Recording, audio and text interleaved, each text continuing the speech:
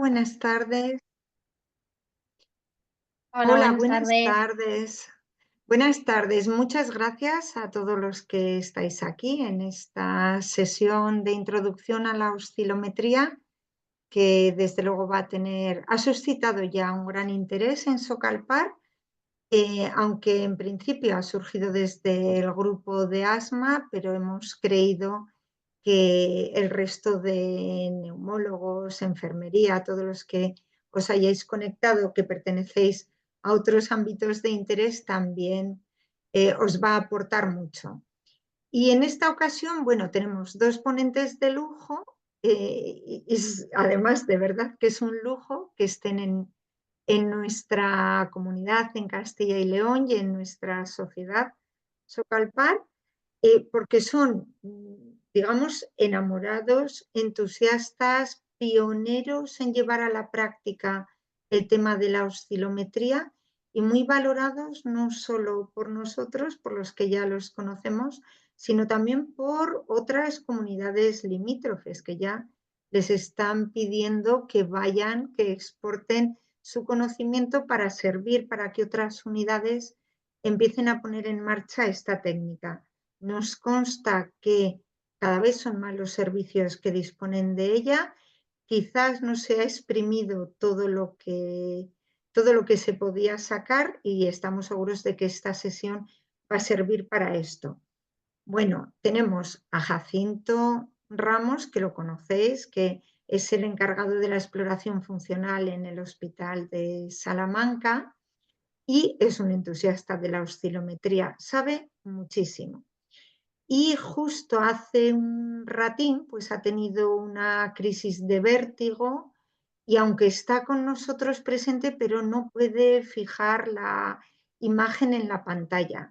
Con lo cual, él va a estar ahí, nos va a apoyar, nos va a responder a todas las preguntas que tengamos, pero bueno, lo liberamos del hecho de estar pendiente de cada una de las diapositivas y entonces pasamos a la siguiente ponente ya, Elena Curto. Elena nació para la neumología pues en la cuna de la Gema, en San Pau, ¿no? Ese hospital tan bonito que todos admiramos en la arquitectura y que ha dado, bueno, pues gente que ha aportado tanto al desarrollo del asma no solo en España, sino también en Hispanoamérica y bueno, referencian algunas cosas también a nivel europeo. Y Elena, pues la vimos desde hace tiempo firmar algunos papers muy interesantes y a mí cuando me dijeron que viene Elena Curto a Salamanca, yo pensé, Dios mío, ¿qué ha pasado aquí?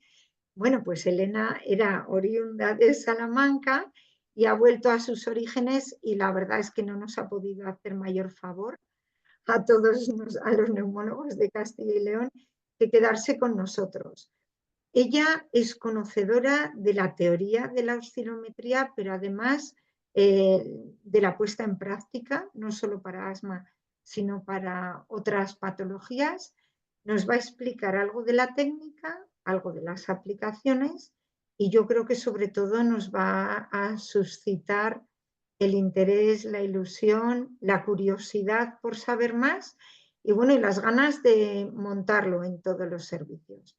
Así que, Elena, tenemos a Jacinto ahí que le dejamos tapado para que Para siga que la descanse. presentación y luego pueda participar. Y cuando quieras, pues te dejamos pantalla, todo tuyo. Estupendo, muchísimas gracias, Ana. Muchísimas gracias por la introducción tan cálida y acogedora. La verdad es que me he sentido súper bien acogida en el mundo del asma en Castilla y León, pero es verdad que yo me formé en otro lugar y que he tenido muchísima suerte de todo lo que he aprendido y que espero pues poder traer un poco aquí con nosotros. Hoy voy a ser la mitad Selena y la mitad Jacinto, porque voy a improvisar un poco la parte que correspondería de la parte que tendría que hablar él. Entonces, voy a compartir pantalla. Le he choriceado, le he robado rápidamente una diapositiva que creo que es interesante, que yo no tenía en mi parte, para que no perdáis ese conocimiento, pero probablemente él, si al final de la presentación se encuentra mejor, pues ya pueda aportar también algún detallito de cosas específicas que a él le gusta comentar. Entonces, vamos a compartir pantalla.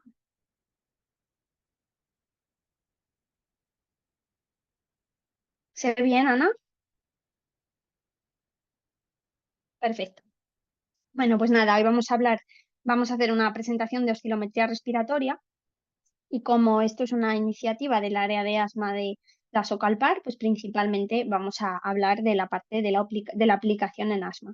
Cada vez hay más aplicaciones en otras patologías, pero nosotras y Jacinto nos dedicamos principalmente al asma, es lo que mejor conocemos y además es quizá la parte de la patología respiratoria en la que más extendido está el conocimiento. Entonces, este es mi conflicto de interés, vamos a hacer una primera parte que en principio se encargaba, perdón, esto es media hora media hora, 35 minutos cada uno.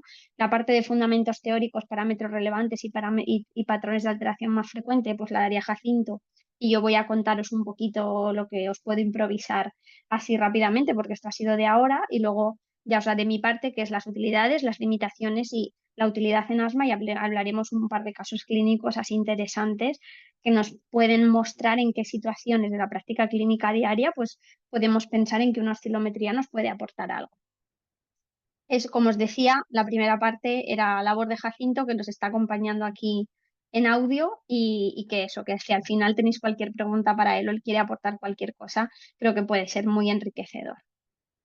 Hablaremos primero de los fundamentos teóricos y en lo que se basa la oscilometría es un sistema que, aparte de tener un sistema parecido a la espirometría, con un neumotacógrafo que permite medir los flujos respiratorios, el fundamento principal es que dispone de un generador de vibraciones, normalmente un altavoz, que se encuentra al otro lado del aparato. Entonces, estas vibraciones que genera nuestro aparato van a atravesar todas las vías respiratorias y nosotros vamos a poder detectar cómo vibra nuestro sistema respiratorio en consecuencia. Eso nos va a permitir medir lo que llaman la impedancia del sistema respiratorio, la resistencia y la reactancia que ofrece al paso de estas ondas vibratorias.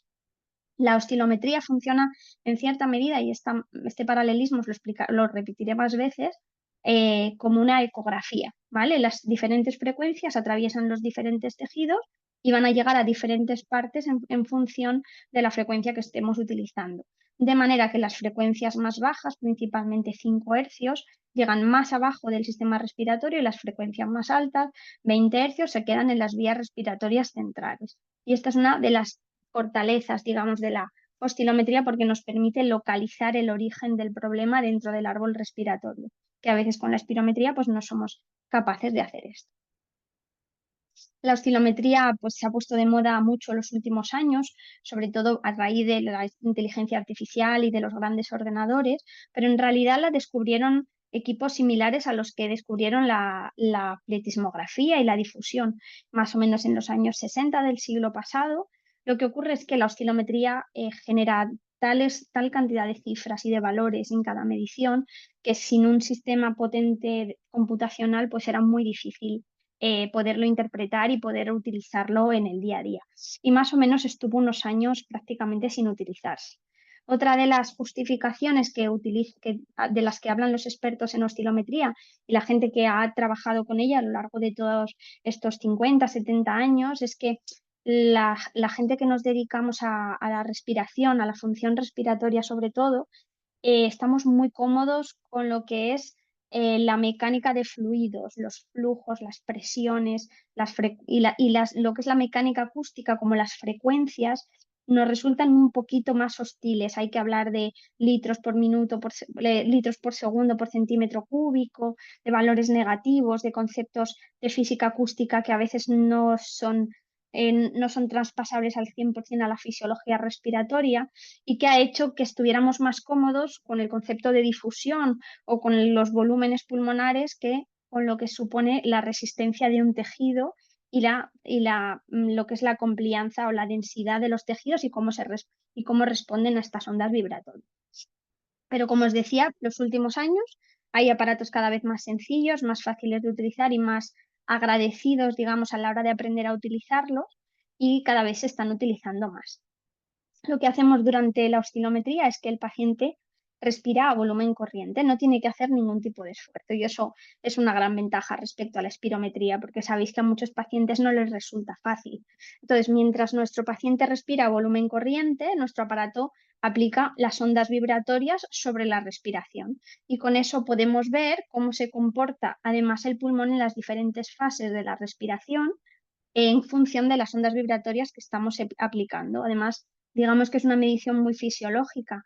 La espirometría forzada es una medición buenísima y tiene tantísimos estudios que la podemos utilizar como predictor de muchísimas cosas, pero no es no es la forma de respirar de nuestro paciente en nuestro día a día. Sin embargo, la oscilometría, al poderse hacer a volumen corriente, sí que es un reflejo más real de lo que pasa en nuestros pacientes en cualquier momento del día. Aquí vemos en las curvas cómo el paciente respira a volumen corriente, vemos la onda respiratoria y sobre ella se superponen ondas vibratorias. Una de las cosas que ha complicado y que también a veces nos resulta un poco confusa de la oscilometría es que además hay diferentes técnicas de generar estas ondas vibratorias con diferentes nombres y con diferentes abreviaturas. Para que os hagáis así una idea general, la abreviatura AOS o Airway Oscillometry, esa es la que se utiliza, la que engloba todos los conceptos. Con esa nos referimos a cualquiera de estos tres tipos que vemos en la pantalla. Dentro de la oscilometría de las vías respiratorias tendríamos lo que es la oscilometría forzada, en la que secuencialmente vamos generando ondas vibratorias de las diferentes frecuencias que nos interesan, que normalmente son entre 5 y 20 o 30 hercios. Entonces, nuestro paciente hace respiraciones a 5 hercios, respiraciones a 7, respiraciones a 10, a 15 y así sucesivamente. Dicen que a veces esta es la que resulta un poquito menos desagradable. La siguiente, que es la oscilometría de impulso, se nota un poquito más la vibración. En ningún momento es una prueba dolorosa ni molesta, pero sí que se nota un poquito la vibración en la zona de la boca y de la garganta. La oscilometría de impulsos, en vez de ir aplicando las frecuencias sucesivamente, genera impulsos que están compuestos de todas las frecuencias, de manera que cada impulso contiene todas las frecuencias entre 5 y 20 o 30 hercios.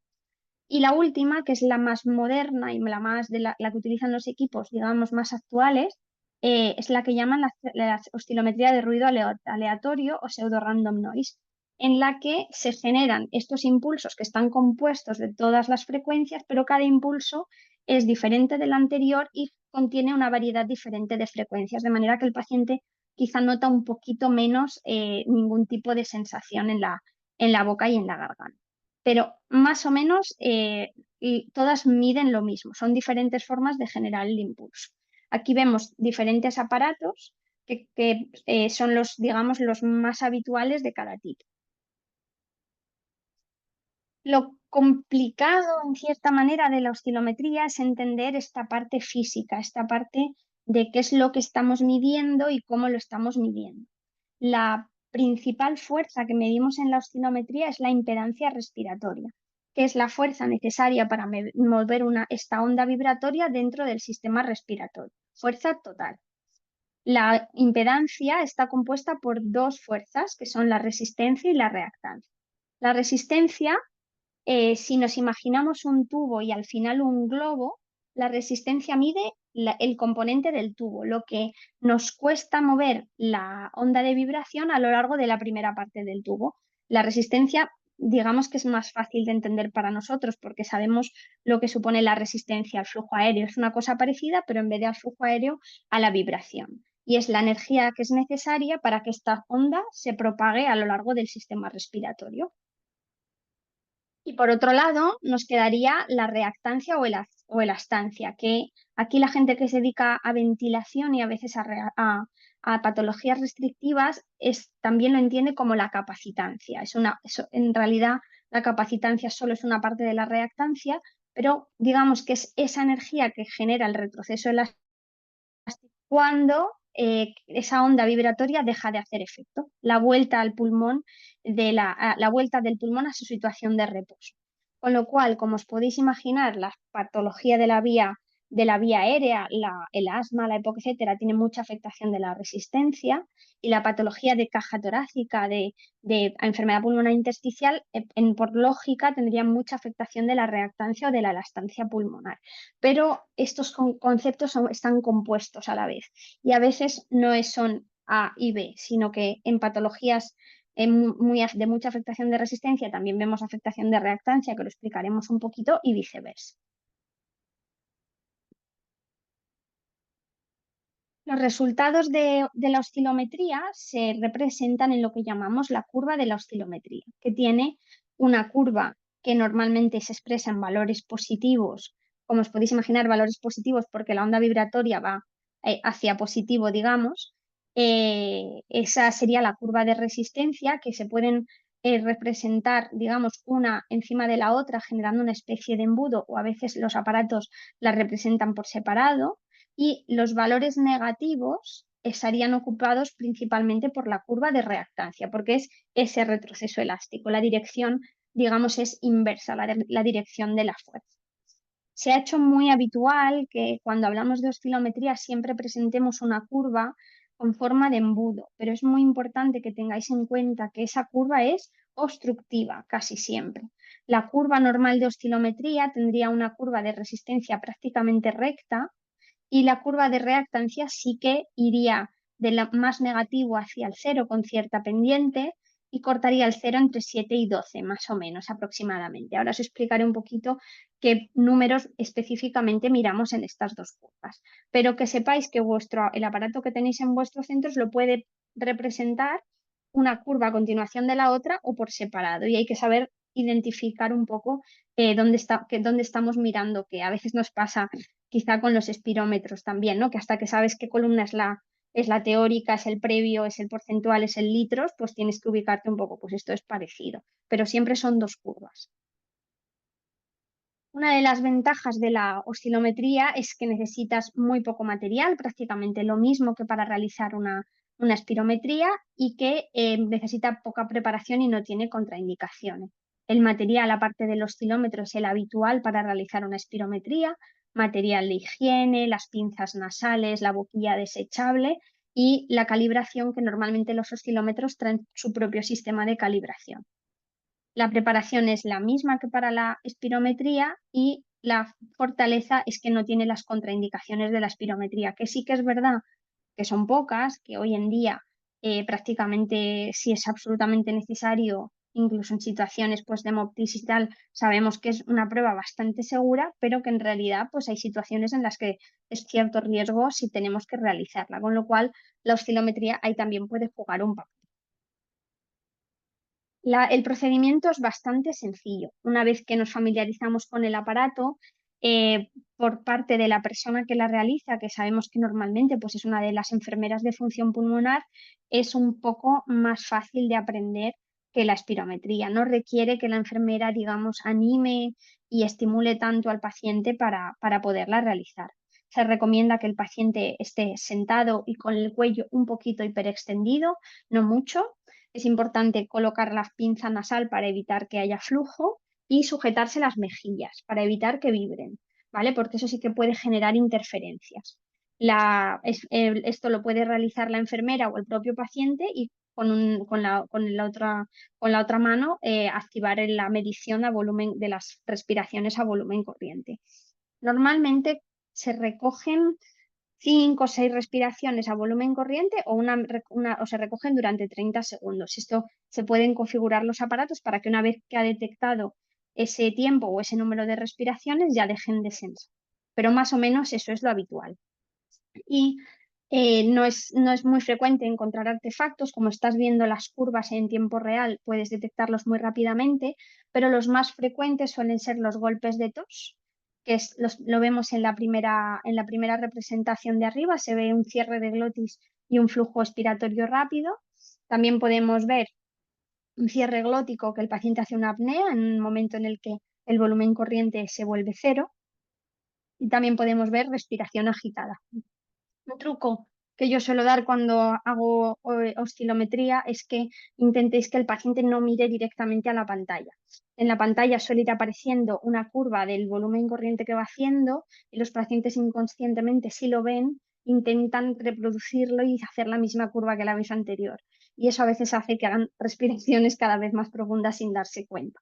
¿Vale? Como os decía, igual que la espirometría, pues tenemos criterios de aceptabilidad y criterios de repetibilidad.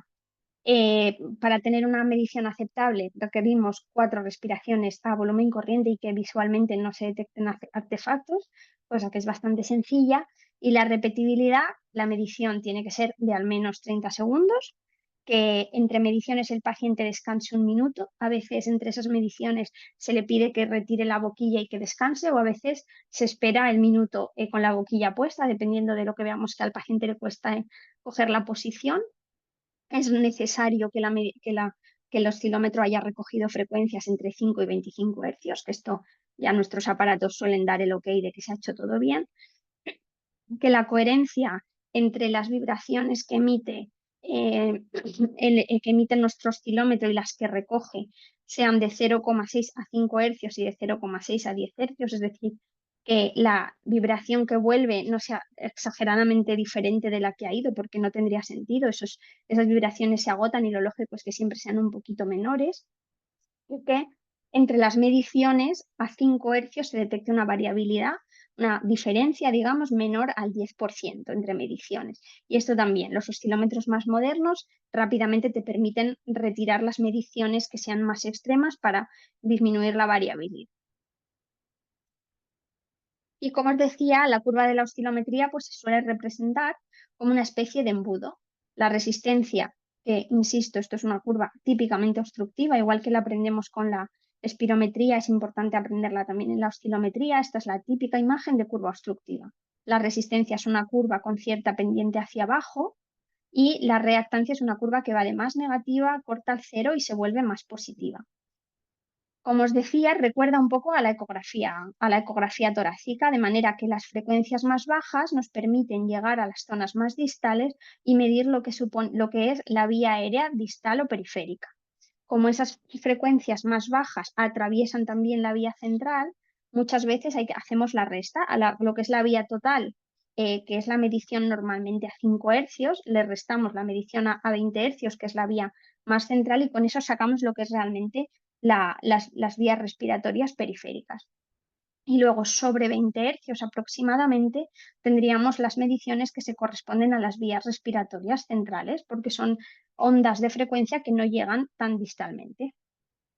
Y finalmente, en la parte positiva de la reactancia, que a veces la llaman inertancia, es lo que corresponde al espacio aéreo de las vías respiratorias grandes. Esto es un poco difícil de comprender, pero en el punto de corte de la curva de la reactancia con el cero, ahí se equilibran las fuerzas de capacitancia pulmonar y el aire de las vías respiratorias centrales, aproximadamente. Y por eso la curva pasa de positivo a negativo. Y luego en cada una de las curvas de la oscilometría medimos 3 parámetros. Tenemos 3 números. Eso es muy fácil de recordar. Si sabemos que hay 3, hay que fijarse en 3 valores. ¿Vale? La resistencia a 5 hercios, que como os decía, mide la resistencia total de la vía aérea, es la que llega más distalmente, pero también atraviesa los tejidos, más proximales. Luego tendríamos la resistencia a 20 hercios, que mide la resistencia de la vía aérea central, esa no llega tan distalmente. Luego teníamos la resistencia entre ambas, que se corresponde con la pendiente de esta curva. Lo suyo en una persona sana, que no tiene problemas de resistencia, es que esta pendiente sea cero y los valores de resistencia a 5 hercios y a 20 hercios sean los mismos. Si la persona tiene un problema, sobre todo de vía aérea pequeña o de vía aérea periférica, a la resistencia a 5 hercios, que es la de la vía respiratoria total, le restamos la de la vía respiratoria central y nos quedaría la medición de la vía aérea periférica. En la curva de la reactancia tenemos la medición de reactancia a 5 hercios o X5 muchas veces. Esta es uno de los parámetros más sensibles de retroceso elástico del pulmón, de las propiedades elásticas del pulmón. ¿Vale? Luego está la frecuencia es ese punto en el que la la curva de reactancia corta el cero. Normalmente decimos que es en personas sanas, debe ser entre 7 y 12 hercios. Y finalmente tenemos el área bajo la curva de reactancia o el área de reactancia como tal, que también es un reflejo de las propiedades elásticas pulmonares. El área de reactancia es el parámetro que crece más rápido, que genera más diferencia cuando aumenta o cuando disminuye, porque es un área, no es un valor concreto de una línea de la curva. Entonces, a poco que la frecuencia de resonancia el área la reactancia a 5 hercios cambie, el área de reactancia cambia proporcionalmente, pero de forma muy exagerada. En general, los parámetros de la curva de oscilometría son inversamente proporcionales al FEV1. Esto es muy importante tenerlo en cuenta porque estamos muy acostumbrados a peor FEV1, peor función pulmonar, y aquí es al revés. Peor función pulmonar, valores más elevados, excepto la reactancia a 5 hercios, que se hace más negativa. Perdón, que se hace más cercana al cero, no más negativa. Cuando el FEV1 empeora, la reactancia a 5 hercios también disminuye. Y luego estos parámetros se pueden representar de diferentes maneras, tanto en unidades absolutas, que aquí veis en la tabla azul, las resistencias y la reactancia a 5 hercios se miden en centímetros de agua por segundo por litro o en kilopascales por litro por segundo. También podemos medirlos respecto al valor de referencia en valor porcentual, como hemos hecho clásicamente con la espirometría. Podemos dar un Z-score, que esto es un poco controvertido y que probablemente esto creo que Jacinto había profundizado bastante en este tema y quizá pueda hacer una puntualización cuando yo termine, que como sabéis el Z-score se basa en la desviación estándar respecto a la normalidad.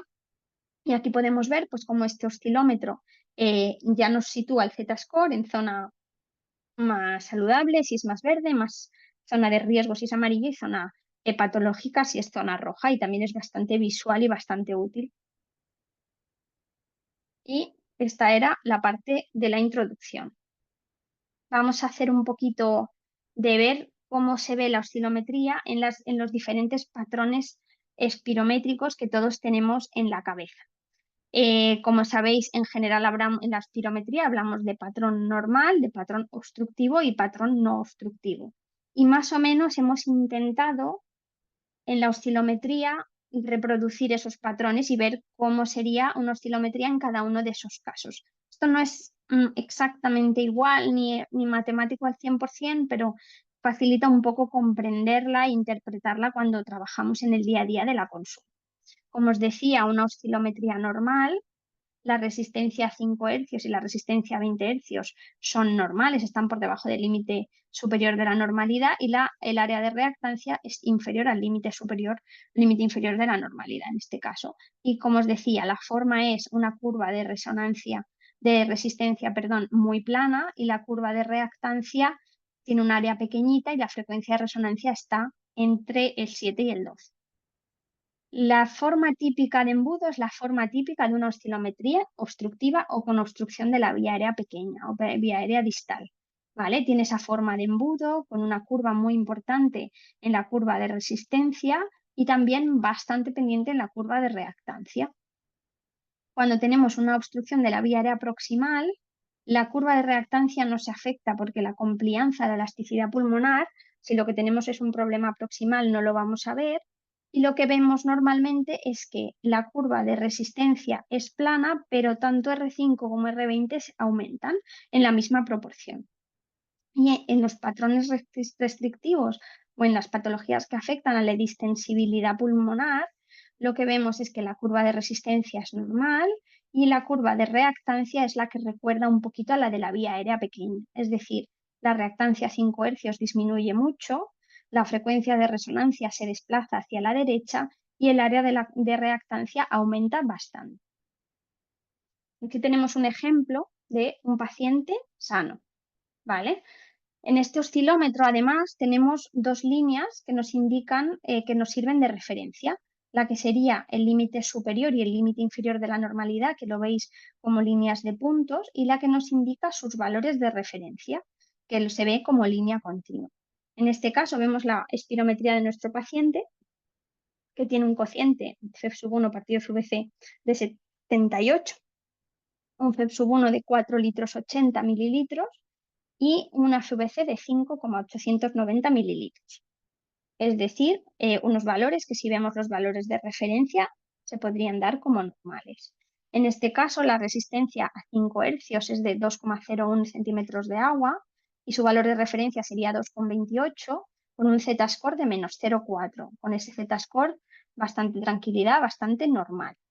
Una resistencia entre 5 y 20 hercios de menos 0,05, lo que quiere decir que esa curva no tiene prácticamente pendiente y si nos fijamos es una curva plana, y un área bajo la curva de reactancia de 2,27, un poquito aumentada respecto a la de referencia que es de 1,25, pero con un Z-score de 0,6.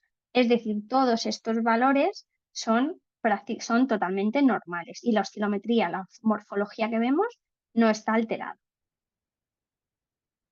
En las oscilometrías obstructivas es lo que ya os he dicho, se ve esta forma de embudo, las dos curvas se alteran mucho y se abren, sobre todo en la zona de 5 hercios, se produce un aumento llamativo de la pendiente de ambas curvas y como os comentaba antes, pues los valores se vuelven, excepto X5, inversamente proporcionales al sub 1.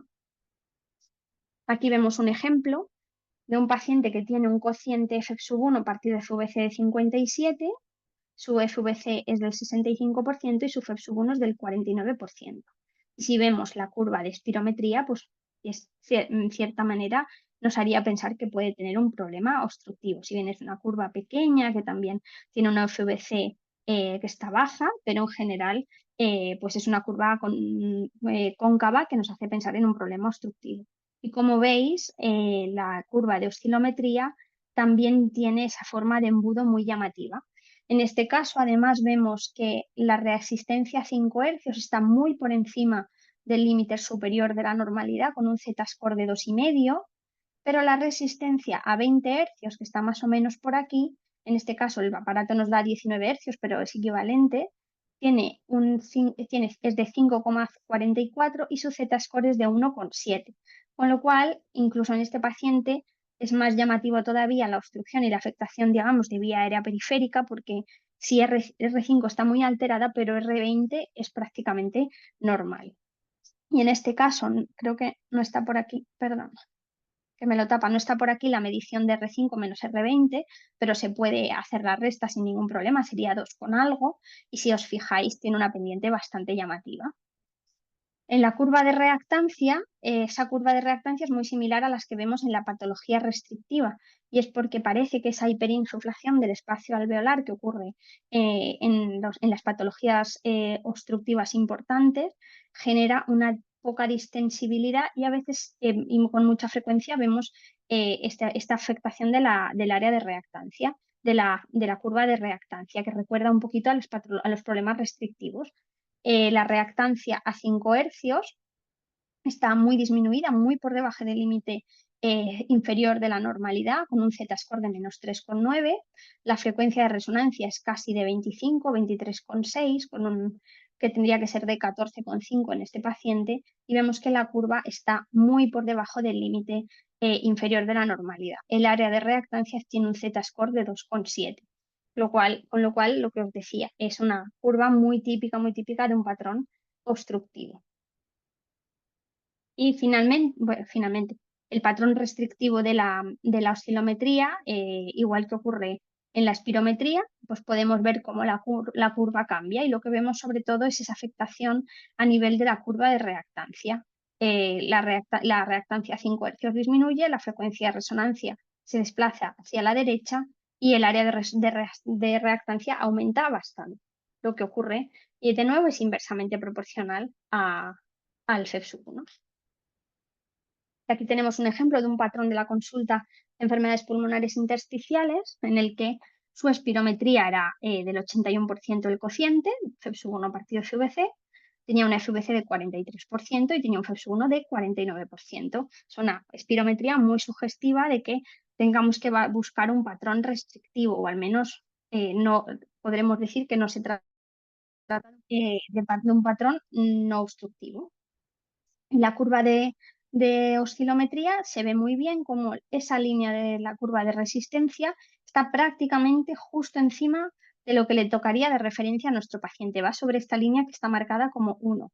La resistencia a 5 Hz tiene un Z-score de menos 0,2, la resistencia a 20 Hz de menos 0,3 y prácticamente no hay diferencia entre ambas. Sin embargo, sí que vemos muy claramente la afectación de la curva de reactancia, que está incluso por debajo del límite inferior de la normalidad, en este caso, con una reactancia con una frecuencia de resonancia de 21, que tendría que estar más o menos a esta altura, que correspondería al 12 o así, una reactancia a 5 hercios de menos 2, casi de menos 3, y un área bajo la curva de reactancia de 16,54, con un Z-score de 1. Ya hemos hablado un poquito de la introducción teórica, hemos hablado de algunos patrones que podemos encontrarnos en la práctica clínica, y vamos a hablar un poco de utilidades y limitaciones, la evidencia que tenemos en asma y los casos clínicos, que voy a hacer un mini descanso porque ya me toca mi parte y ya hemos pasado la parte de Jacinto, pero ahora continuamos. A los que estáis aquí presentes, recordaos lo que ya habéis visto en la indicación. Las preguntas las vamos a hacer al final, los comentarios, pero mientras tanto podéis ir ya poniéndolos en el chat y luego al final los tenemos en cuenta todos. Ana, perdona, bueno, soy Jacinto Ramos, y a los Sí, asistentes, mis disculpas por no poder fijar la vista en la pantalla, con lo cual no puedo centrarme bien en las diapositivas. Para dejar que Elena recupere el resuello un poquito, sí que me gustaría un poco comentar, si os parece, alguna cosita. Es decir, la perfecto. presentación que ha hecho ella es perfecta, es decir, nos hace... claro, la gente, probablemente dentro de la gente que estáis asistiendo, hay gente que ya ha asistido a algo de formación en oscilometría y le suenan las cosas. El resto que escuchan por primera vez, seguro que nos han enterado, como nos ha pasado a todos, absolutamente de nada. Y esto requiere, pues, que con calma, es decir, se lea lo que es cada parámetro, y con calma, poquito a poquito, se vayan empapando un poco de los patrones.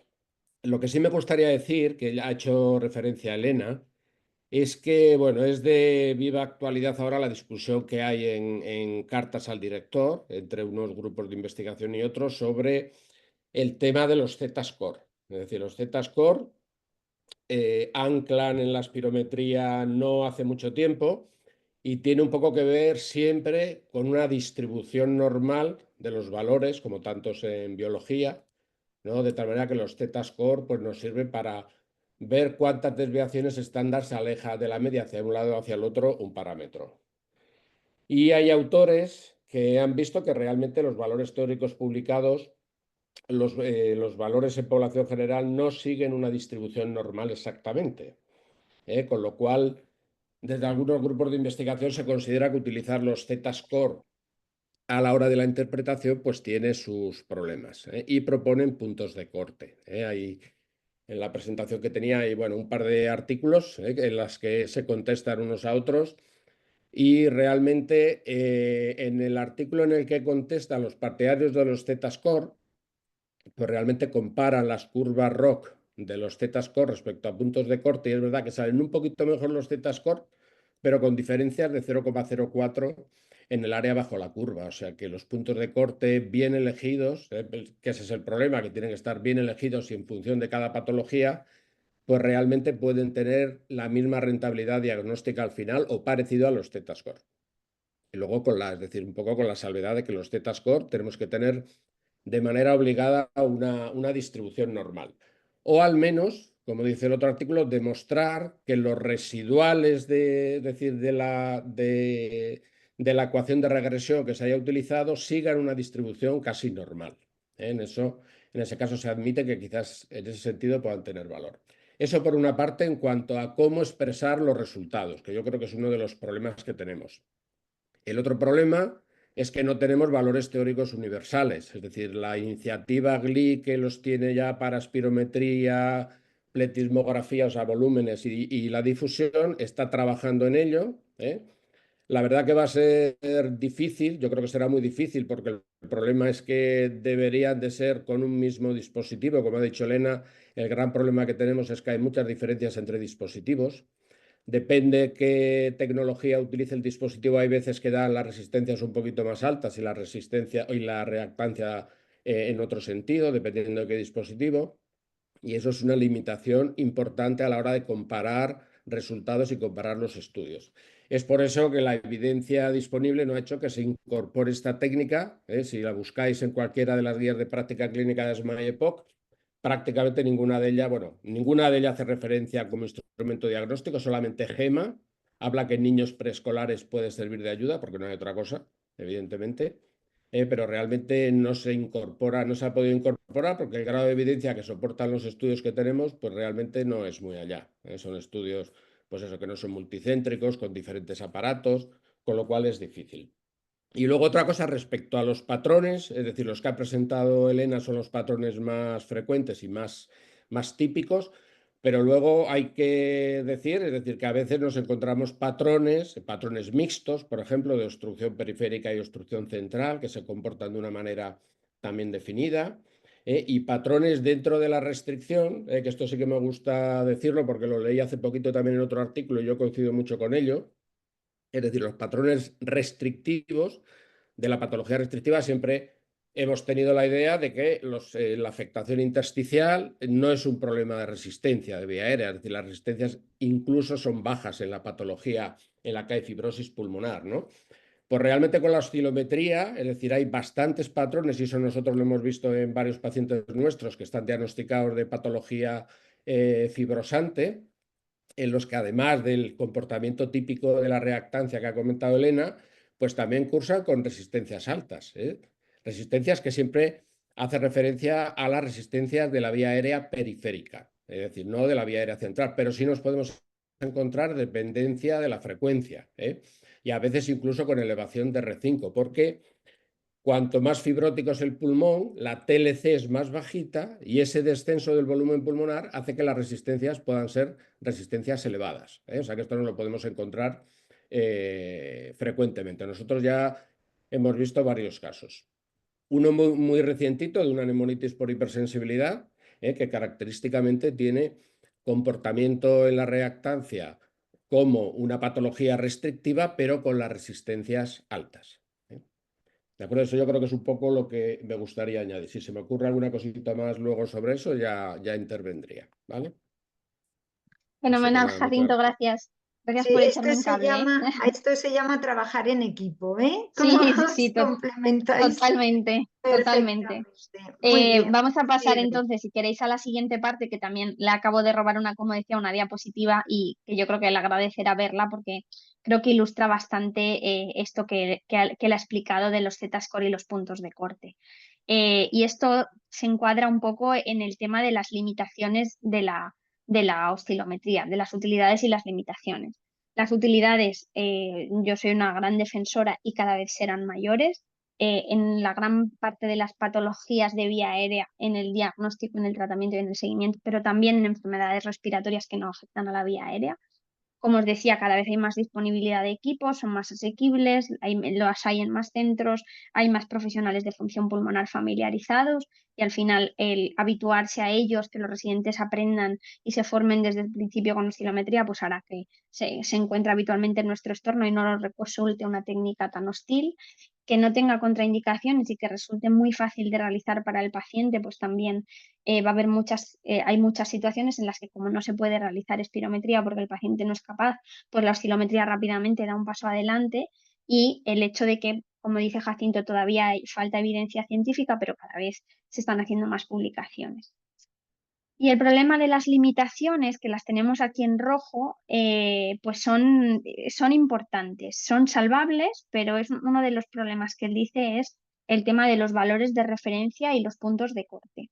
Los estudios poblacionales que han definido los valores poblacionales, pues se han realizado con diferentes aparatos, y aquí esta es la diapositiva de Jacinto, se han realizado con diferentes aparatos que no son al 100% equivalentes, o que al menos no se sabe en qué porcentaje son equivalentes todavía. Los valores, las poblaciones pues son limitadas, no tenemos las edades disponibles que nos gustaría tener, y eso nos complica un poco la toma de decisiones en la práctica clínica diaria y el uso de estos aparatos de forma rutinaria. Y aparte de los valores de referencia, los puntos de corte. ¿Cuánto es lo normal? ¿Cuánto de alterado es lo normal? Pues lo que decía Jacinto, igual que en la espirometría, que sabemos que tiene una distribución normal, los Z-score son ampliamente aplicables. En la oscilometría parece que no está tan claro, y entonces hay equipos de investigadores que están más a favor de utilizar el Z-score o métodos similares, definir valores predictivos y de referencia y utilizarlos, y hay equipos investigadores también muy potentes en oscilometría que prefieren usar valores absolutos, independientemente de tu edad, de tu talla, etc. Las dos cosas tienen pros y contras, y por ahora pues no es posible, no tenemos evidencia suficiente para recomendar ninguna de las dos. Probablemente lo que se haga en vuestros centros, si ya tenéis oscilómetro, es utilizar los valores de referencia que recomiende la casa comercial, que los oscilómetros ya los puede tener incorporados, pero a veces te pueden faltar valores de referencia de algunos parámetros o de algunos pacientes con tallas o con edades extremos, y ahí pues tienes que tomar decisiones probablemente basándote en la curva, que supongo que es como trabajaban los neumólogos al principio con la espirometría. Pero esto es cuestión de unos años. Como ha dicho Jacinto, hay una iniciativa GLI europea para la recogida de datos, pero estaba en pleno apogeo cuando llegó el COVID, y la verdad es que yo no sé si esto en qué fase está en este momento. Como os decía, y lo también comentaba Jacinto, los equipos son diferentes, utilizan diferentes tecnologías, diferentes puntos de corte, y al final pues no es totalmente reproducible los resultados que tenemos, aunque yo he tenido la suerte de trabajar con diferentes oscilómetros, y la verdad es que una vez que te habitúas a uno, rápidamente puedes incorporar los conocimientos y utilizar los demás, pero es verdad que no son del todo iguales. Y la ausencia de las recomendaciones en las guías de práctica clínica, que yo también creo que es una cuestión de un par o tres de ediciones. Al ritmo que va la GOL, haciendo cambios, estoy segura que no faltará mucho, y probablemente la GEMA, con últimas publicaciones en vía aérea pequeña que ha habido muy potentes, también tendrá que reconocer el papel que cumple la oscilometría, pero esto a día de hoy en las últimas ediciones no está incorporado. Esta es la que hemos visto, y luego vamos a pasar ya al tema de las evidencias que tenemos en asma. Vamos a hablar un poco de todos estos puntos, porque en el asma la verdad es que ya hay un gran abanico de situaciones clínicas y de puntos en el algoritmo de toma de decisiones en los que la oscilometría puede resultar de ayuda. Hablaremos de la correlación con la obstrucción, cómo se correlacionan los valores de la oscilometría con el FEV1, cómo se relaciona con el control en la enfermedad asmática, principalmente medido por cuestionarios, cómo nos permite diagnosticar la vía aérea pequeña, que a día de hoy pues no tenemos muchos métodos que podamos utilizar, y qué papel tiene en el diagnóstico, tanto en la prueba broncodilatadora como en la prueba broncoconstrictora, o en el cribaje o en el diagnóstico diferencial con otras patologías. Y finalmente, pues hay varios estudios que intentan mostrar cómo puede medir la oscilometría la respuesta a tratamientos inhalados y biológicos, y os voy a mostrar también algunos estudios.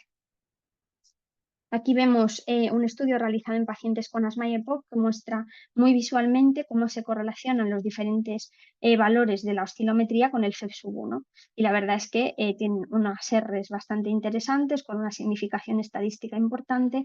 Como podéis ver, todos los valores excepto la resistencia a 20 Hz, que la resistencia a 20 Hz, como hemos dicho, que es una medición de la vía aérea central, lo lógico es que no tenga ningún tipo de relación lineal con el FEV1, y sin embargo la frecuencia de resonancia, la resistencia a 5 Hz y la reactancia a 5 Hz tienen una correlación muy buena, la verdad.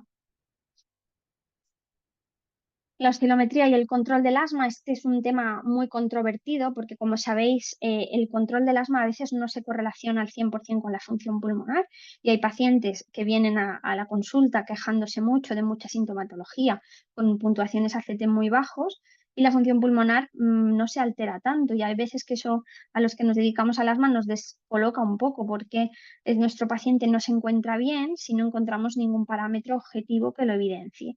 Y este es uno de los estudios, es un estudio controvertido con muchas respuestas y cartas al editor en respuesta, pero es un equipo de investigación francés bastante potente.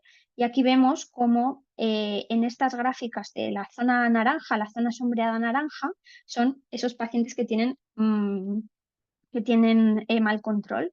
Y la variación del FEV1 respecto a la variación de X5 en la prueba broncodilatadora es capaz de detectar menos pacientes con mal control. Es decir, en nuestros pacientes con un ACT bajo tienen más riesgo de tener una variación de X5 importante en la prueba broncodilatadora que tener una variación de FEV1, con lo cual nos permitiría adelantarnos a esos pacientes que van a venir y detectar algún problema en esos pacientes que van a venir quejándose y explicando síntomas persistentes en la consulta, probablemente por la disfunción de la vía aérea pequeña, que es lo que nos está reflejando este parámetro.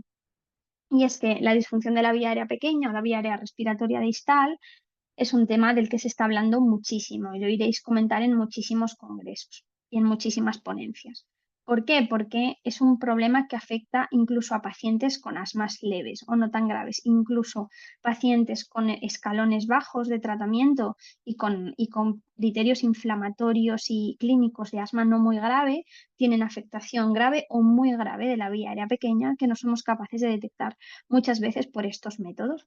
Aquí podemos ver en este estudio que coge pacientes de los diferentes escalones de la GINA cómo, independientemente del escalón al que pertenezcan, algunos pacientes muestran afectación de la vía aérea pequeña medida en la primera gráfica por el FEV 2575, que como sabéis, pues a veces no nos convence muchísimo este parámetro, pero especialmente medidos por la resistencia a 5 hercios. Y en las zonas sombreadas, en los puntitos más pequeños, son los pacientes STEP 2 de la GINA, es decir, que estarían controlados con un corticoide inhalado o simplemente sin otro tratamiento. Incluso muchísimos pacientes tienen afectación de la vía aérea pequeña, incluso grave.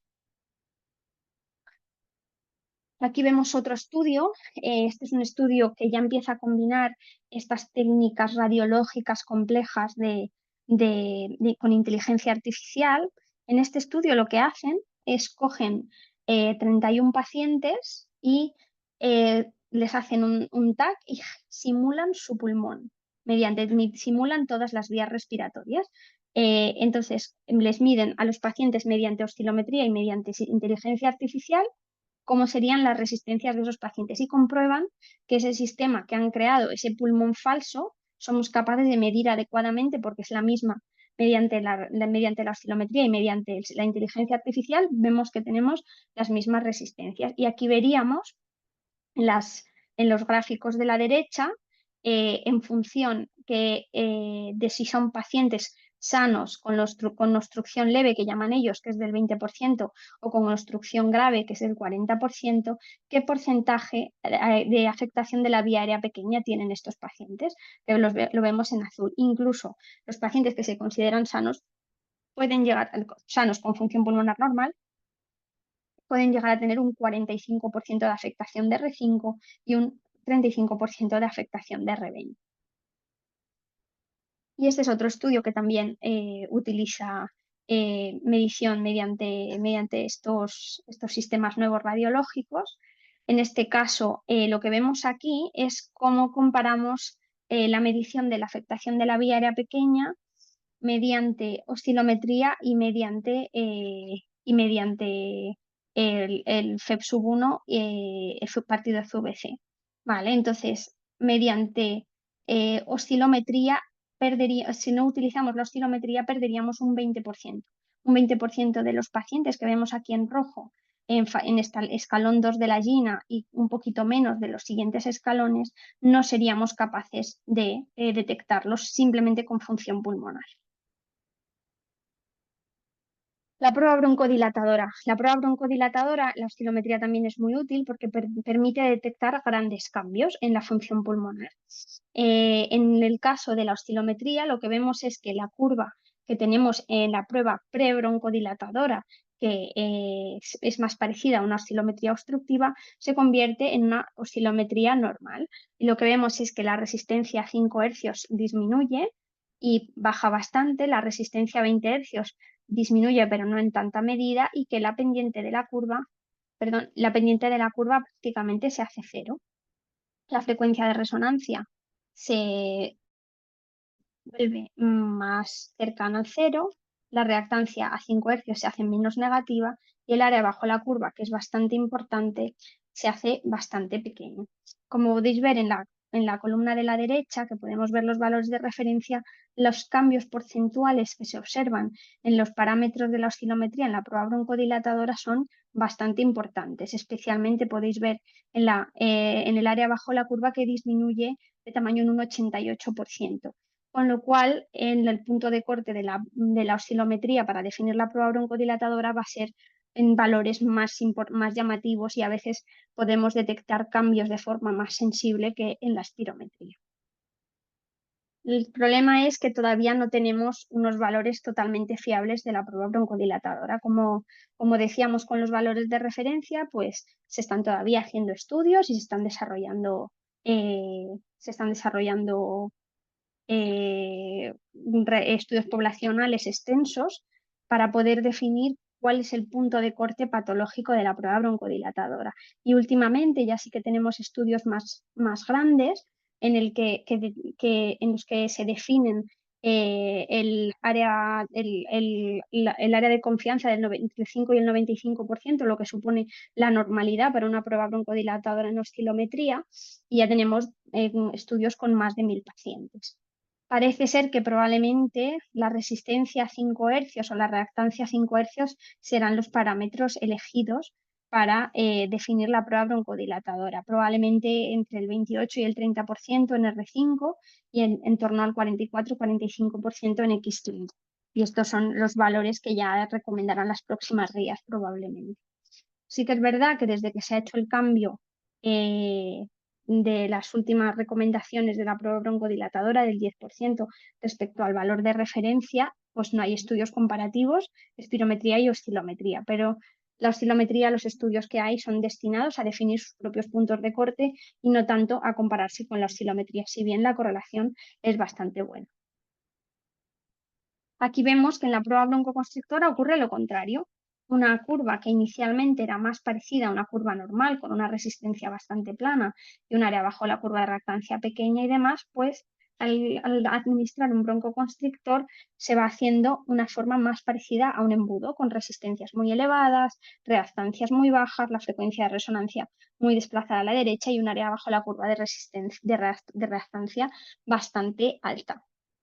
Si con la prueba broncodilatadora teníamos pocos datos, con la prueba broncoconstrictora tenemos menos todavía. Los estudios, por desgracia, son bastante antiguos, realizados con aparatos que a veces el propio hospital había fabricado, las propias unidades de función pulmonar con un espirómetro y un altavoz. Creaban un oscilómetro y con eso trabajaban, y pues muchas veces los datos no son reproducibles.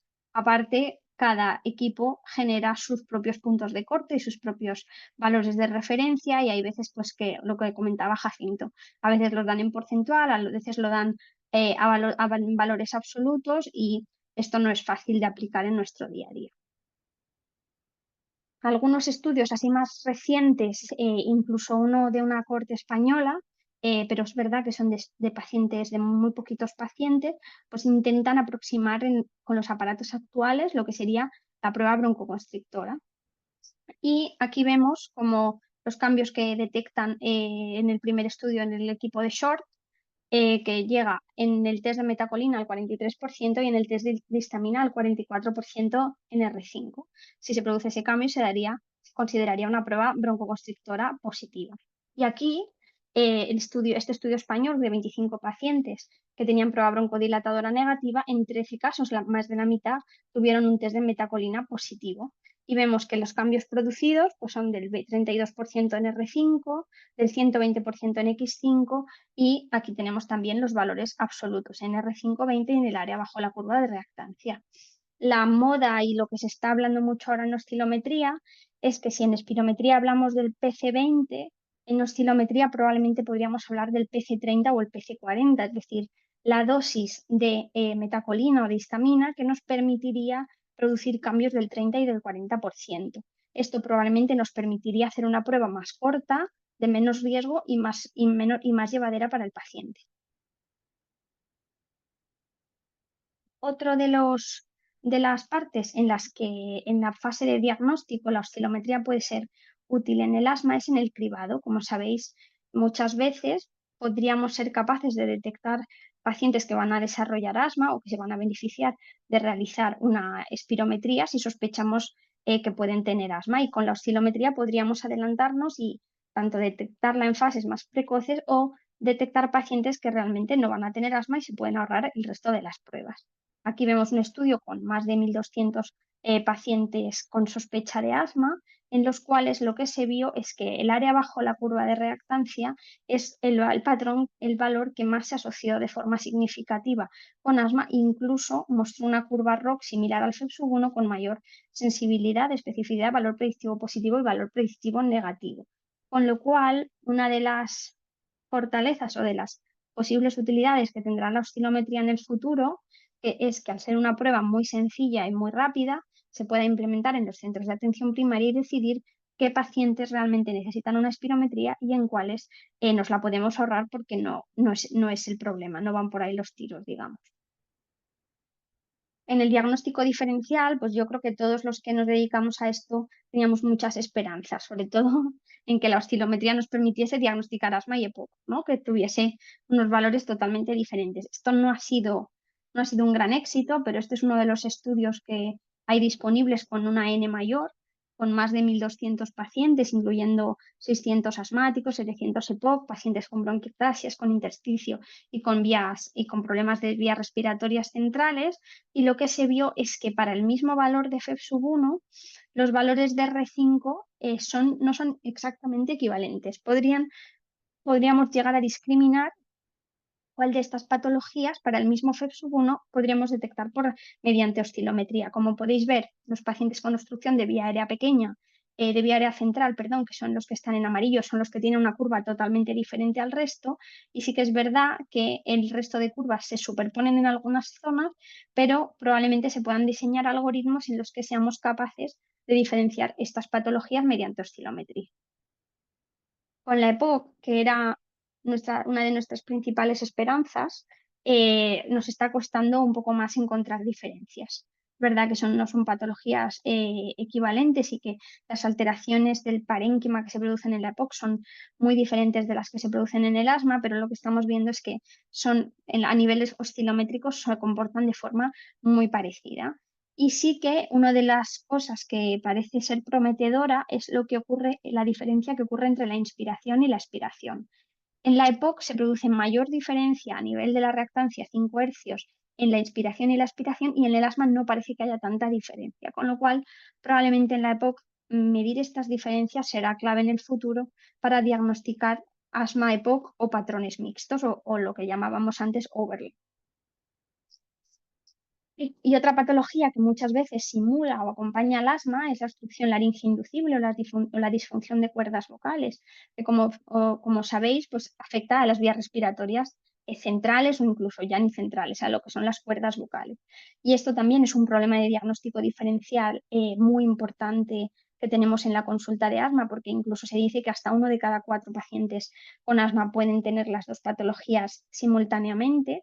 Y lo que se ha visto es que los pacientes con obstrucción laringe inducible a nivel de 5 hercios tienen una mayor amplitud de la impedancia, y podemos ver muy claramente cómo se comporta esta curva, cosa que no aparece ni en pacientes sanos ni en pacientes asmáticos. Con lo cual, con esta prueba también la complicación que supone la obstrucción laringe inducible en las consultas podamos ser capaces de empezar a detectarla.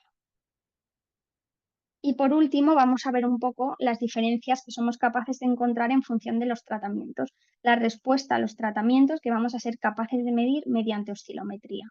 En concreto, porque, como sabéis, algunos corticoides inhalados, sobre todo, o algunos broncodilatadores, pues según su tamaño de partícula y el dispositivo que utilicemos, van a llegar de forma diferente a la vía respiratoria distal o periférica, que es donde más nos interesa que hagan el efecto. Entonces, con la oscilometría somos capaces de notar diferencias entre el tamaño de partícula. En este caso, estos investigadores cogen 108 asmáticos y hacen oscilometrías y definen 3 patrones, lo que ellos llaman un patrón predominantemente central, un patrón predominantemente periférico y un patrón mixto. Y lo que hacen es darle 3 tamaños de partícula en estos 3 grupos. De manera que administran fluorato de mometasona, fluorato y budesonida. Y ven cómo en cada grupo los pacientes que han recibido el tamaño de partícula más adecuado para lo que sea el tipo de alteración que ellos presentan son los que más mejoran.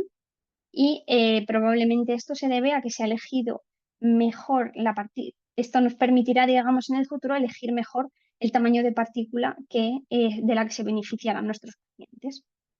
Y aquí tenemos un estudio similar también en pacientes asmáticos que no habían recibido nunca glucocorticoides y en este caso reciben 2 tipos de tamaño de beclometasona, extra fina y lo que es la beclometasona normal, ¿vale? Y a las 12 semanas todos los pacientes mejoran en todos los parámetros excepto el parámetro clave de la vía aérea pequeña, que es R5-R20, que es en ese grupo solo mejoran los pacientes que han recibido la beclometasona extra fina. Y eso probablemente se debe a lo mismo. Probablemente en el futuro, pues la oscilometría en pacientes que no acaban de mejorar por un tratamiento aparentemente correcto, si hacemos una oscilometría y vemos que tiene una afectación de vía aérea pequeña, nos veremos obligados o deberíamos pensar en que hay que cambiar el tamaño de molécula para adecuarla específicamente a las necesidades de nuestro paciente. Y luego tenemos varios estudios de tratamientos biológicos. Ya prácticamente todos los biológicos tienen resultados en oscilometría, sobre todo porque somos capaces de detectar resultados bastante pronto en cuanto empezamos a administrar el biológico. En este primer estudio pues tenemos pacientes que han recibido mepolizumab y se le hace oscilometría al principio, al primer mes, al tercero y al sexto, después de estar recibiendo el fármaco. Y los pacientes rápidamente, como sabéis en este tipo de estudios, mejoran los eosinófilos, mejora el FEV1 en el primer mes y sin embargo X5 y R5 mejoran el primer mes, pero siguen mejorando posteriormente hasta el tercer mes. Y además parece que X5 es un predictor de no respondedores. Los pacientes que no respondieron al tratamiento, aunque mejoraron los eosinófilos, no mejoraron X5 desde el principio y eso probablemente nos permitirá detectar no respondedores de forma más precoz y evitar pues, el gasto sanitario que supone tener que dar estos fármacos, como veis, entre 4 y 6 meses hasta que evaluamos la respuesta. También tenemos un estudio de respuesta al tratamiento con benralizumab, que es otro fármaco biológico. En este caso, también 22 pacientes que hacen oscilometría antes del benralizumab a las 4 semanas y a las 24 semanas. Y en este caso, pues también vemos cómo mejoran a nivel de cuestionarios, de función pulmonar y de función pulmonar medida por oscilometría, pero no tanto medida por espirometría. Y en estos pacientes, además, se ve una cierta correlación significativa entre la mejora de resistencia a 5 Hz y la mejora en el cuestionario de control ACT. Y por último, otro fármaco biológico que también ha sacado su pequeño estudio con oscilometría es el dupilumab. En este caso, 16 pacientes que hicieron la oscilometría antes y después del tratamiento con dupilumab, específicamente a los 4 meses y medio. Y aquí vemos pues, cómo mejoran todos los parámetros, el ACQ, el FEV1, el FEV25-75, el FENO, y a nivel de la oscilometría vemos una mejoría significativa de R5, R20 y del área de reactancia.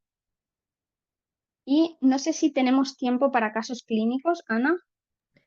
Sí, Puedo ser tranquila, breve. sigue, sí, Vale, muy perfecto. interesante. He visto el reloj y digo, vale, vamos a presentar, son 2 casos clínicos bastante sencillos. Primero, un caso clínico que yo llamo de calentamiento, ¿vale? Este es nuestro paciente, el señor Isidoro, ¿vale? Es un paciente que no ha sido fumador, es hipertenso, dislipémico y con una hiperplasia benigna de próstata y empezó con una disnea que han visto primero los cardiólogos. No sé si os pasa, pero es muy habitual para nosotros recibir derivaciones de cardiología. De hecho, es uno de los servicios, creo que es el segundo servicio que más derivaciones nos realiza debido a disneas a estudio en los que ellos no encuentran patología cardiológica que las justifique. Es decir, ecocardio normal, BNP normal, electro normal, y hay que buscar otros motivos, ¿vale? Este paciente sí que explica que su madre era asmática, pero no tenía ninguna alergia ni ningún problema respiratorio que él supiera. Y cuando le hacemos la espirometría a nuestro paciente, vemos que tiene un FEV1 partido de FVC de 73, con un Z-score de menos 0,32, un FVC de 46%, un Z menos 3,2 y un FEV1 con un Z de menos 2,8. Es una espirometría que en un paciente que vas a estudiar una disnea, pues puede resultar un poco preocupante, porque lo que parece es que probablemente tiene una alteración ventilatoria no obstructiva y si realmente el paciente explica una clínica importante, pues probablemente nos veríamos obligados a hacer una pletismografía. No sé si es un algoritmo que os suene y que soléis utilizar en vuestras consultas, pero bueno, es un paciente en el que habría que descartar que tenga un problema restrictivo con estos resultados. Sin embargo, no nos convencía mucho estos números y nos fijamos bien en la curva. Vale, aquí vemos la curva que fue capaz de hacer nuestro paciente y probablemente lo que tenemos que pensar en la consulta con esta curva flujo-volumen y volumen-tiempo es que nuestro paciente tiene una mala técnica espirométrica, no es capaz de aguantar los 6 segundos, no hace un buen pico de FEV1, tiene artefactos y probablemente esta espirometría pues no es válida. Por suerte, nuestra enfermera Begoña rápidamente lo vio y decidió que había que hacer una oscilometría porque esto no había manera de que nuestro paciente consiguiera hacer las maniobras adecuadamente. Y aquí vemos la curva de oscilometría de nuestro paciente. Tenemos una curva de resistencia que tiene esa forma de embudo con bastante pendiente entre R5 y R20. Incluso R5 entra en la zona patológica, que este oscilómetro la marca en color gris, y R20 pues ya está en zona no patológica, está un poquito por encima de la normalidad. Y aquí vemos como X5 sí que es verdad que es bastante normal, pero el área bajo la curva de reactancia es muy extensa y la frecuencia de resonancia está muy desplazada a la derecha. Esta morfología de la curva, el otro día la comentaba con Jacinto porque la vemos con cierta frecuencia, este descenso inicial de X5 de la reactancia que luego vuelve a aumentar, pero lo que está claro es que esta curva con esta forma de embudo, con esta pendiente de la resistencia a 5 hercios, nos tiene que hacer pensar en que nuestro paciente pueda tener un problema de afectación de vía aérea pequeña y que probablemente podamos empezar a pensar que lo que tiene es un problema de vía aérea y quizá probar un tratamiento inhalado antes de plantearnos hacer una pletismografía o pruebas más complejas. Y es que las dificultades para realizar la espirometría, este es un poco de bibliografía para ilustrar este caso clínico, pues no son ninguna tontería. Se considera que entre un 10 y un 20% de los pacientes no es capaz de realizar maniobras de calidad A y hasta un 3% no alcanzan maniobras de calidad F. Y eso, si os imagináis el volumen de pacientes, que hacemos más de 100 espirometrías sin ningún problema durante una semana en la consulta, pues no es un valor despreciable. Hay diferentes estudios que intentan ver qué características tienen los pacientes a los que más les cuesta y dependiendo de la situación del país en el que se realice, sobre todo, pues cambian un poco, pero en general los pacientes con bajo nivel educativo, edad avanzada, los pacientes con mucha clínica respiratoria, pues sabemos que no van a ser capaces de realizarlo.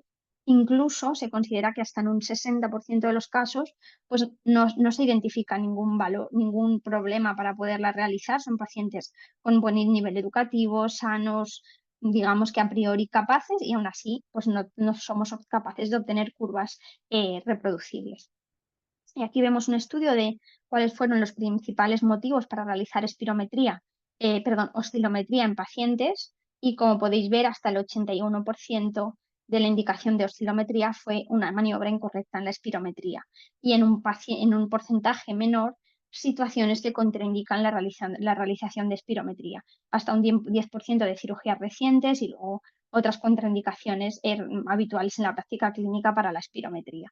Y aquí vemos los valores oscilométricos que obtuvieron estos pacientes en la oscilometría después de realizársela y que un gran porcentaje fueron diagnosticados de POC y un gran porcentaje fueron diagnosticados de asma. Con lo cual, en estos pacientes que no son capaces de realizarla, vemos que la oscilometría puede sustituir a la espirometría y ser útil en la aproximación diagnóstica. Y vamos a ver otro caso clínico también bastante breve. Este es una paciente ya puramente de la consulta de asma. Es una paciente de 52 años sin alergias ni hábitos tóxicos. Trabaja como administrativa en un centro sanitario. Como sabéis, pues en las asmáticas, sobre todo, el trabajo en el ambiente sanitario pues es relativamente frecuente. No tiene antecedentes patológicos, solo ha sido intervenida de apendicectomía y empieza con asma a los 27 años en relación al primer embarazo. Inicialmente solo recibe tratamiento broncodilatador a demanda y a los 34 años ya empieza a necesitar tratamiento de mantenimiento que ha mantenido desde entonces. Cuando llega a nuestra consulta lleva unos meses, casi medio año, ya con tratamiento de mantenimiento, que es un médico de cabecera, ha ido escalando porque no era capaz de controlar adecuadamente. Y cuando llega ya está con una combinación bilanterol-fluticasona con corticoides a dosis altas. No tiene atopia, no tiene alergias alimentarias, no tiene pólipos, dice que solo tiene reflujo cuando come mucho en Navidad y situaciones así, y no le encontramos ningún motivo para que este asma se haya descontrolado. Le reinterrogamos a ver si se nos ocurre alguna pista de por qué esta paciente ya no está bien y no ha cambiado de trabajo ni tampoco de domicilio, no tiene mascotas, no hay exposiciones nuevas, se repite el prick test y sigue siendo negativo, con lo cual es una asma no alérgica. No tiene clínica de infecciones, ni expectoración abundante, ni hipersecreción bronquial. No parece que la clínica se relacione con los AINES. No tiene problemas de vía respiratoria alta. Parece que se toma el tratamiento. Refiere que es verdad que antes no se lo tomaba, pero que desde que está peor o que sí que se lo toma a rajatabla. Y sí que reconoce que ha ganado unos 8 o 9 kilos de peso. La radiografía de tórax que le hacemos es normal. Le hacemos una analítica que tiene unos eosinófilos de 340 por milímetro cúbico, que revisando las previas en situaciones de buen control incluso había tenido valores más elevados, con lo cual vemos que no hay una correlación clara con más inflamación. Tiene una IgE de 112, que es normal, y sí que es verdad pues, que en el ACT no sale claramente mal control, y el TAI es de buena adhesión, tiene un TAI de 52 puntos. Estas son las espirometrías que tenemos de cuando la primera vez que la vimos en la consulta y del último control. Y lo que vemos es que prácticamente está normal, no está más obstruida, no ha caído el FEV1 y la FVC está exactamente igual que antes. Entonces, ante esta paciente, valorando las diferentes opciones de por qué ella no está bien, una de las cosas que destacan más en el interrogatorio es ese aumento importante de peso. Puede ser que sea por el aumento de peso, puede ser que haya cierto desentrenamiento, pero lo que está claro es que ese es el dato que destaca más en la exploración. Y le hacemos una oscilometría en la que vemos un patrón muy parecido al del paciente anterior, que de nuevo tenemos una resistencia a 5 Hz muy elevada, con una gran pendiente, una resistencia a 20 Hz, normal, y en la curva de reactancia, pues de nuevo, un área bajo la curva de reactancia muy extensa, incluso no llegamos a tener frecuencia de resonancia, no llega a cortar al cero la curva de reactancia. Y lo que tenemos que sospechar en esta paciente es que tiene alguna afectación de vía aérea pequeña que se asocia especialmente a la obesidad. Hacemos un estudio de sueño por si acaso, aparte de la obesidad o de esta ganancia de peso, está teniendo alguna repercusión sobre las alteraciones respiratorias nocturnas. Tiene un stop band de 3 puntos, un Epworth de 4, muy poquita hipersomnolencia diurna y los cuestionarios son de bajo riesgo, pero bueno, se hace un registro de poligrafía respiratoria en la que se ve un índice de apnea obstructiva, un índice de apnea hipopnea de 4, en supino 7,5 a la hora, pero que estos son valores muy bajitos, un CT90 de 0,3% y de media satura un 94%. Se decide ajustar el tratamiento y cambiar el corticoide inhalado en dosis única a dosis altas que llevaba por un corticoide de molécula pequeña, 2 inhalaciones cada 12 horas y se le deja que haga rescates también con ese tratamiento y se le recomienda que pierda peso y lo que hacemos es repetir a los 4 meses la espirometría y la oscilometría. Como vemos aquí la espirometría, pues es prácticamente igual, no se detectan cambios, no había empeorado cuando perdió el control, pero tampoco mejora cuando la volvemos a ver. Y aquí vemos cómo ha cambiado la oscilometría, ¿vale? Recordaros que la prueba que teníamos previa es la línea azul y la prueba que tenemos ahora es la que vemos en rojo. Como podéis ver, pues la resistencia a 5 hercios mejora bastante, la pendiente de la curva también está bastante mejor, la reactancia a 5 hercios es un poquito más cercana al cero, el área bajo la curva de reactancia es más pequeña y aquí ya vemos que sí que hay una frecuencia de resonancia que esté un poquito desplazada. Y es que el problema que tenemos con el asma y la obesidad, pues nos habréis oído hablar muchísimas veces de él. La relación que guardan es muy compleja, está mediada por diferentes factores, no siempre inflamatorios y también inflamatorios y de comorbilidades y de el manejo de la disnea en estos pacientes. Y no siempre somos capaces de cuantificar bien el impacto que tiene la obesidad sobre el asma. Aquí vemos un estudio en el que hay 4 grupos de pacientes asmáticos con diferentes índices de masa, que solo se diferencian por su índice de masa corporal. Son pacientes con asma persistente moderada aproximadamente, que como podéis ver no hay diferencias estadísticamente significativas a nivel de función pulmonar, tabaquismo, edad, sexo ni dosis de corticoides, son prácticamente iguales. Lo que ocurre es que en el primer grupo tiene un índice de masa corporal normal, el segundo grupo tienen un poquito de sobrepeso, el tercer grupo son obesos y el cuarto grupo son obesos mórbidos. Y si nos fijamos en los parámetros en los que se han detectado diferencias estadísticamente significativas, especialmente entre el grupo de obesos mórbidos y los grupos de índice de masa corporal más bajos, son principalmente los parámetros oscilométricos. Como podéis ver, pues en la resistencia a 5 hercios, la resistencia a 20 hercios, la reactancia a 5 hercios y el área de resonancia.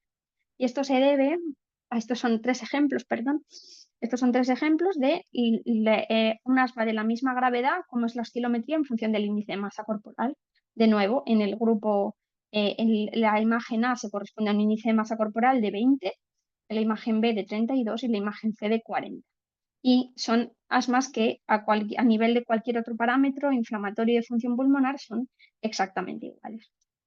Y esto se debe, creen los expertos, que en los pacientes con obesidad hay un colapso irregular de las vías respiratorias periféricas y debido a la rigidez de la pared torácica que muestran mayor alteración de la resistencia, pero también de la reactancia.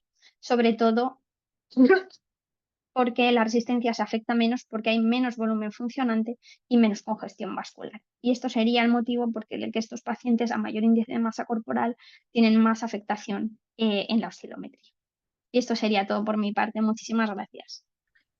Pues muchísimas gracias, Elena. Yo creo que lo has dicho todo. De hecho, mira, solo teníamos una pregunta que se ha adelantado, es Javier Álvarez, Javi, residente nuestro, que al acabar la primera parte de la sesión ha dicho, ¿es posible diagnosticar un asma únicamente mediante oscilometría? Yo creo que ya lo ha respondido hablando del valor del cribado. Y luego nos decía, ¿y cómo se modificaría tras broncodilatador las curvas? ¿Mejora R5? Y entonces, bueno, yo creo que ha quedado todo respondido y Eso que yo creo Javi, que sí. sí, duda resuelta. Estrictamente hablando, claro, Javi, Sí. estrictamente hablando, las guías de práctica clínica no incluyen la oscilometría en el algoritmo diagnóstico de asma. Probablemente la oscilometría permite detectar cambios típicos de lo que ocurre en un pulmón asmático, pero a día de hoy no se puede utilizar. Hay que diseñar estudios prospectivos en los que le hagamos muchas oscilometrías a muchos asmáticos y a muchos les hagamos metacolina y veamos exactamente en qué pacientes realmente luego la metacolina es positiva con todas las otras pruebas normales. Yo no tengo ninguna duda de que esto llegará en guías de práctica clínica en las próximas ediciones y ya estoy seguro de que lo veremos. Pero a día de hoy no se puede utilizar. Si no tienes ninguna otra herramienta, estás en un contexto clínico en el que no puedes hacer metacolina, tu paciente es incapaz de hacer una espirometría y tienes que tomar una decisión, la oscilometría te puede ayudar, por supuesto. Obviamente no puedes firmar en piedra, digamos que es un asmático, pero te puede ayudar mucho a tomar decisiones si no tienes otras pruebas. Y luego cómo cambia la oscilometría con las pruebas broncodilatadoras, con la administración de broncodilatadores, pues ahí lo has visto. Una curva que inicialmente se parece mucho a una curva patológica, a una curva obstructiva, cuando le damos el broncodilatador recuerda mucho a una curva normal. Bueno, yo creo que todos agradecidos. Bueno, Jacinto, ¿qué tal estás? Nada, no, una Cuéntanos algo. puntualización. Una puntualización, estoy totalmente de acuerdo con Elena, es decir, no hay estudios, ¿no?, que comparen, no tenemos un gold estándar, lógicamente, para diagnóstico del asma, pero no tenemos ningún estudio que realmente valide todavía la oscilometría para diagnóstico de nada. Pero lo que está claro es que en la época de los rasgos tratables, pues tener un paciente que no puede hacer una espirometría porque no es válida, porque no es aceptable, pero una oscilometría en la que se evidencia que tiene obstrucción y que tiene prueba broncodilatadora positiva, pues nos lleva a tomar decisiones desde el punto de vista de tratamiento. Yo creo que de momento eso es bastante para la oscilometría. Bueno, Elena, de todo lo que has dicho, que ha sido, bueno, interesantísimo, ha habido cosas que me llevo a la práctica porque hoy hemos tenido en la consulta una paciente con una tos crónica de año y pico, en la que yo pienso que la oscilometría puede ser muy interesante cuando no es posible hacer espirometrías, porque a veces su hipersensibilidad les impide hacer una maniobra forzada y esto puede ser de muchísimo interés. Además, en esa paciente hemos pensado que tenía OLI y hemos dudado si pedirle primero una oscilo o enviarla a hacer una estroboscopia. Hemos optado por ir primero al otorrino por si acaso tenía reflujo o algo más y que la mirase, pero quizás la vez siguiente la mandemos primero a hacer una oscilometría porque por la curva que has mostrado puede ser de muchísima ayuda ya para diagnosticar esto. Y bueno, no sé si queréis comentar alguna cosa más. Yo creo que estamos a puntito de acabar el tiempo previsto. A mí me parece que ha sido de un interés tremendo lo que habéis contado. El Muchísimas agradecimiento gracias. de todo el grupo a los dos, a Jacinto por el esfuerzo de estar ahí, a todos los asistentes, que han sido muchos. Y bueno, tendremos que seguir haciendo sesiones de Claro que este sí. tipo porque es un gusto con vosotros. En esta paciente, Ana, tienes dos problemas, la tos crónica, que la tos crónica cada vez va a ser más frecuente y más trabajosa en las consultas y que cada vez nos va a llevar a hacer pruebas más complejas progresivamente. Son cuadros en los que a veces el diagnóstico se alarga mucho y probablemente ahí el valor predictivo negativo de la oscilometría va a ser muy potente. Una oscilometría normal va a ser muy difícil que el paciente tenga una alteración en otras pruebas respiratorias. Entonces ya te quitas una gran batería de pruebas que a veces pues tienen sus listas de espera y que al paciente le angustian mucho porque ven que la tos no mejora, porque no le llegas a ningún diagnóstico y probablemente con una oscilometría normal descartas un montón de cosas y puedes continuar la investigación de la tos por otras vías, el reflujo y muchas otras cosas que no tienen nada que ver con la función respiratoria.